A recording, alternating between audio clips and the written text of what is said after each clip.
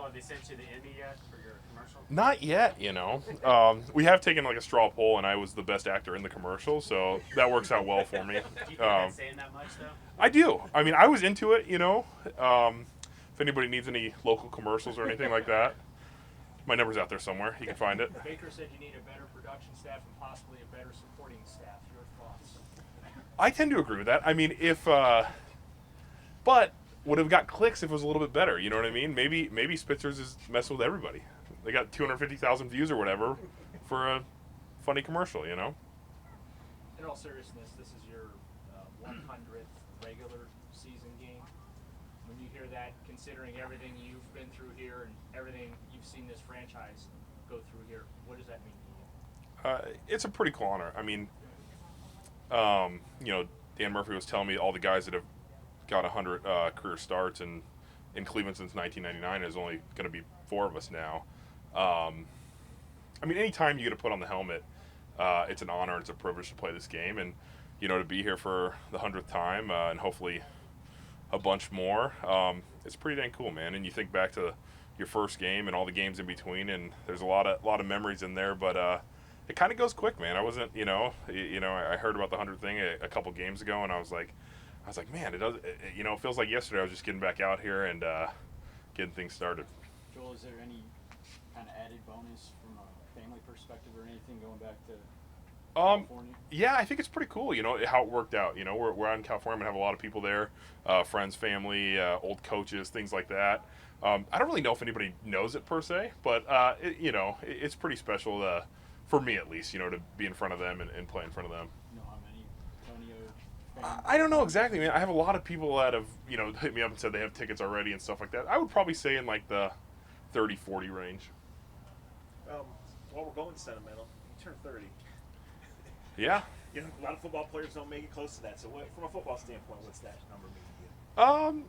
Again, I feel good. You know, I am turning 30 on Monday, so I'm getting up there in age, I guess. You know, in football standards. But no, I feel good, man. I feel like I'm in a good place, and again, it really is a privilege and honor to play for as long as I've played, and hopefully I can continue to do that, you know, into the future. But no, I feel really good, and like I said, I still feel young. You know, it's weird to be like, oh, he's the old guy, he's 30. You know, I'm just ready to go out there and play. It looks to us like you're on top of your game. Do you feel like that? I do feel good. You know, I think any O-lineman, you ask them, there's always something they want to improve on every week, and there's a play here or there, and O-line's tough because it's a consistency thing. Every game and every week you want to try and be at your best. But yeah, I do feel like I'm playing well, and I do feel like it's been a good start to the season. You obviously missed some games. I think it was 2015, then you had the Liz Frank in 2016, I think it was. So, you know, now you become one of the most durable linemen in probably all of football. So does kind of going through those injuries early in your career make this season a little more meaningful? Could you even like imagine getting to this point when you're going through that Liz Frank? Oh, when you go through it back to back, man, that was tough. You know, you're thinking in your head like, man, am I ever going to stay healthy? And like, to me, it wasn't something like wasn't something I was training wrong or something. It was just very unfortunate, unlucky situations, and a lot of times injuries are like that. You know, it's just unlucky after unlucky plays. So for me, it was tough for those 2 years to be like, man, am I ever going to put it together? Because before that in my football career, I'd never really missed any games or anything like that for injuries, and so going through that was a little bit tough. But you know, being here and playing, you do get banged up, but hopefully it's nothing too serious. You can keep going out there.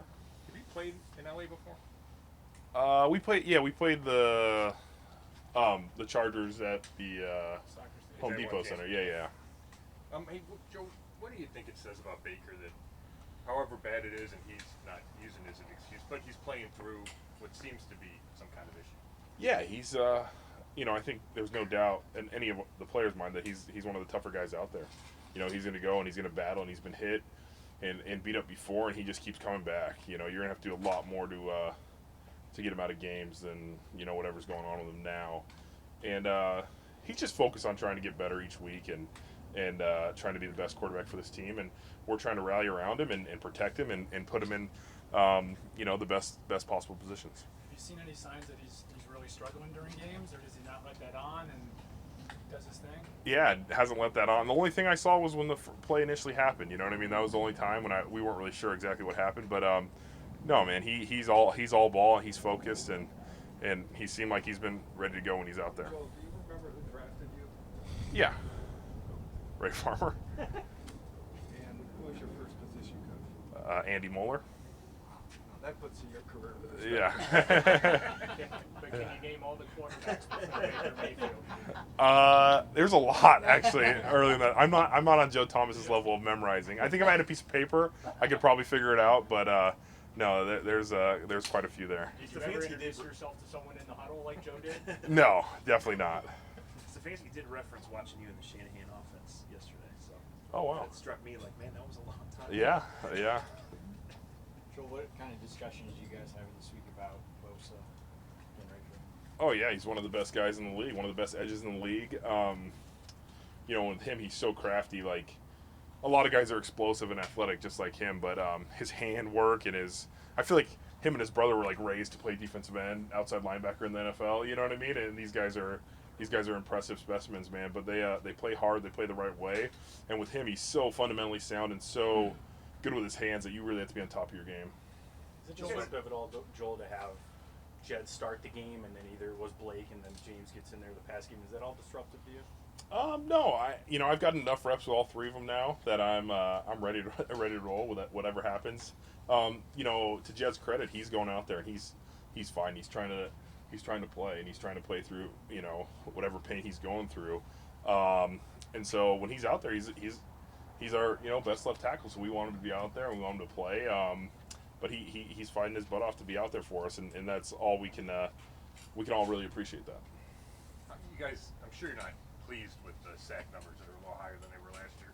And Kevin took responsibility for some of those fourth down ones. But what do you see when you look at the film and how maybe you guys can improve that protection? Oh yeah, it's you know, it's a breakdown here or there. You know, I think most of the guys have been, you know, at least responsible for one, but we just want to improve the little fundamentals, improve things, especially in, you know, I feel like we've had a bunch right on the edge of the red zone or the fringe field goal range where those are tough sacks to take. And obviously you can't control the ones where we run out of bounds for, you know, -1 yard or it's a keeper or something like that. But, you know, the ones where it's a, you know, 4th and 4 drop back, like we gotta be on top of our game. And it's just protection. I think we're on the right guys. It's just getting your block and finishing that block and, you know, converting the first down. Trotting out any stories from the bad old days this week? Oh no, yeah, we're focused on the Chargers. I mean, they're a good team. They're playing really well, and their defense throws a lot of looks at you. So we're real focused on that. Well, I just thought, you know, your 100th game, you might want to tell a story. Oh, I think I've never been more tired than my first career NFL game. That's a good one. We were playing in Pittsburgh, and we were down a lot at halftime. I walked in the halftime. I was like, man, this is weird. Like 28-3, I think it was maybe. And I was like, this stinks. You know what I mean? Like, gosh. But to Kyle Shanahan's credit, he said we're going to run the ball in the second half. We're going to go no huddle. And we ran the ball, and we went no huddle, and I was gassed. Like, it was just like play after play after play after play. And we caught up and tied the game. And I was, you know, in Pittsburgh. It was a crazy environment, you know. And then, you know, we ended up losing. Shocker. But you know, it was one of those games where I was just like, I had all emotions. You know, we were getting blown out. We came back, one of the biggest comebacks in Browns history. Then we ended up losing it at the buzzer. But that atmosphere and that experience was just like heck of a way to start your NFL career. But I just remember sitting on the sideline like, I guess this is why they have oxygen on the sideline for us. You know what I mean? I was like, oh, we ran so many plays that second half.